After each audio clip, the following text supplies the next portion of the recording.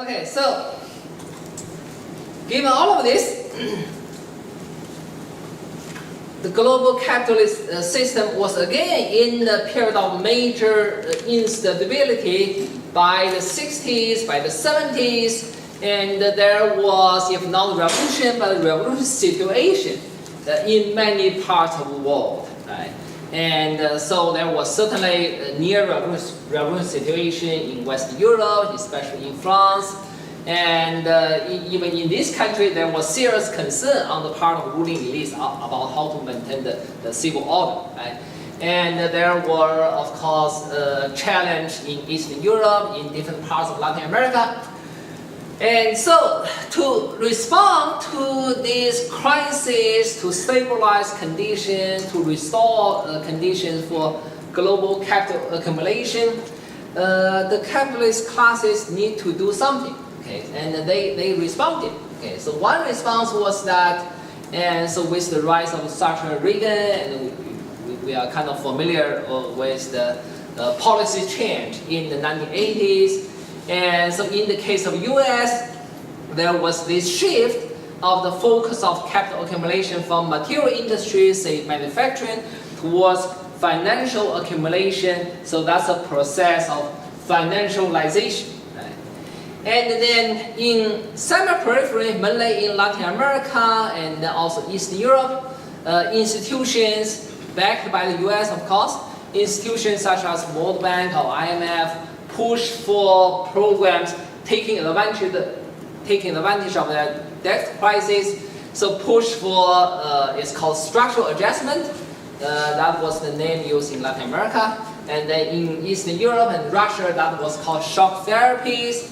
So basically massive, brutal neoliberal programs like wholesale privatization, liberalization of their economy that often had the consequence of massive decline of economic output, employment, living standard for many parts of the world. Right? But with this, that probably would not be sufficient. That probably would not be sufficient for successful restructuring of global capitalism. So for global capitalism structuring to be successful, to respond to the crisis effectively, it requires another factor. So that another factor has to do with global capital relocation. Right? So remember we just talked about the key problem for global capitalism at the time had to do with the profit squeeze in the core and then to some degree in the semi-peripheral countries. So to reverse this kind of trend, to respond to this crisis, it required the global capitalism to have access to new areas with low labor costs, low cost of natural resources, and therefore it can dramatically increase or at least restore the global profit rate and therefore to restore the favorable condition for global capital accumulation. Okay? So for that to happen, it requires the first of all the identification and then mobilization of a new geographic area with large cheap labor force, and preferably that could go together with massive amount of cheap natural resources. And then we know that in this case, China's domestic transformation coincided with this necessity of global capitalist restructuring, and therefore China would play this key role for the restoration of the global profit rate. Just before this talk, we had some conversation, and so John told me that King and Diana participated in this struggle some years ago against the invasion of Walmart into the Chinese American communities here, right? And so, but what was behind Walmart, of course, has to do with this global commodity chain based on the exploitation of cheap labor in the rest of the world. And much of that, of course, has to do with China. Okay. Now, how does China help global capitalism? Right? To make my story as brief as possible, okay. So one way to think about it, okay, when the U.S. exports goods to the rest of the world, right? So if you think about these commodities in turn can be seen as embodiment of labor input within certain economy, right? So U.S. So in this case, the top one, the dark curve, that is for the U.S., right? And so the U.S. in average for say one unit of labor embodied in the goods exported by the U.S. Right? The U.S. could trade for between 5 or 7 units of foreign labor. Okay, so basically 1 hour labor can trade for 5 or 7 hours of foreign labor. Right? And in the Chinese case, that's the bottom red curve, right? So you can see in the 1990s, that's very insignificant. And then even if we look at the 2014, right? Roughly speaking, 1 unit of Chinese labor, 1 unit of Chinese labor could only trade for 0.5 or 0.6 units of foreign labor. Right? So in other words, in this case, the more trade the U.S. has, the more benefit it receives because of this transfer of labor. And then the more trade China has, on the other hand, in effect, is producing wealth for the rest of the world. The consequence, so this is if we consider the overall unequal exchange for the U.S. as a whole, and then the overall unequal exchange suffered by China for Chinese economy as a whole. And so if we just, you have different ways to calculate this. You can just focus on trade, or you could also consider the implication of US dollar hegemony. But if you just look at those solid lines, so roughly speaking, each year, the US gains from this unequal exchange with the rest of the world that amount to the work of 50 million workers in the entire year. Right? And put it another way, if there had been no unequal exchange, then the US, to maintain its current level of material consumption, it's necessary for it to transfer about 50 million workers from the service sector to the material production sector, and that of course would, roughly speaking, reduce the US income output by about a third. Right? And on the other hand, China suffers from this unequal exchange, and this disadvantage on the Chinese part has been also, roughly speaking, about 50 million workers a year. Right? So that is how this the unequal exchange between China and the US, and then broadly speaking, has contributed to the stability for the entire global capitalist system. Okay, now let's come to our basic question. How long can this kind of arrangement continue? Okay. So the basic problem in this case has to do with, although China's capitalist restructuring has contributed to not only China's domestic transformation, but also the stability of the restructuring of the global capitalism that has happened since the 1980s.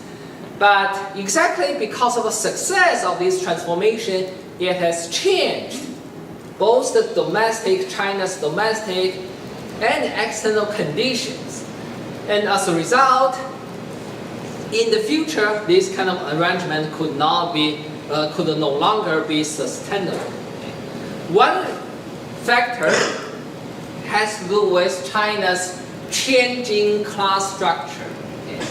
And so in this graph, we see the composition of the Chinese society and how it's divided between different social classes, and how this class structure has changed from the 1950s all the way to 2010s. Right? But the basic point is that you see this big green part, that is basically the peasants as well as the rural workers, right? So that has declined, right? And this red part, that is more like what Marx would call the proletariat, or the classical form of wage workers, that has increased, and some other urban classes have also increased. Now, if we do a little bit international comparison, so in this case, we are comparing the non-agricultural labor force as a share of the total labor force between China and several countries that historically had social conditions that might be similar to what China is going to have in the coming years. So we are comparing China with Brazil, South Korea, and Poland. So basically for these three countries, despite their different historical background, once their non-agricultural share of employment exceeded 70% and then began to approach 80%, they all entered into a long period of major political and economic instability. So that happened to South Korea, Brazil, and Poland in the 1980s. And now, of course, you could see this is China, right? And so it's already about 70% of labor force now is in non-agricultural sector and then continue to grow. So it's entering into this dangerous territory. So that might signal social instability in the future. And moreover, okay, so in one of the previous graph, we look at the profit share. So share of capitalist profit in the national income. This is like measuring the overall average profit rate, or you can call this the rate of return on capital for the capitalist class. Okay, comparing the Chinese profit rate and U.S. profit rate.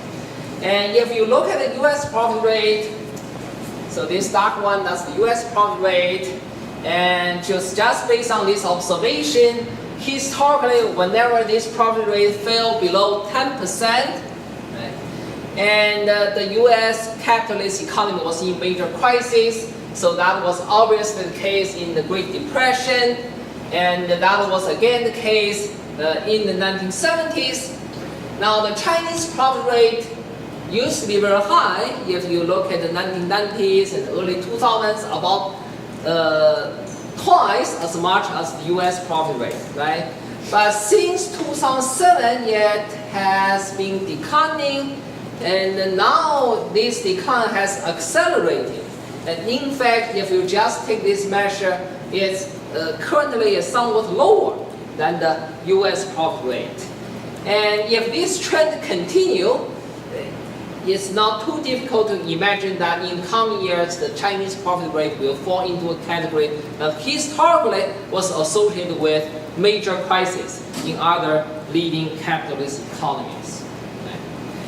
Okay, so briefly talk about natural resources.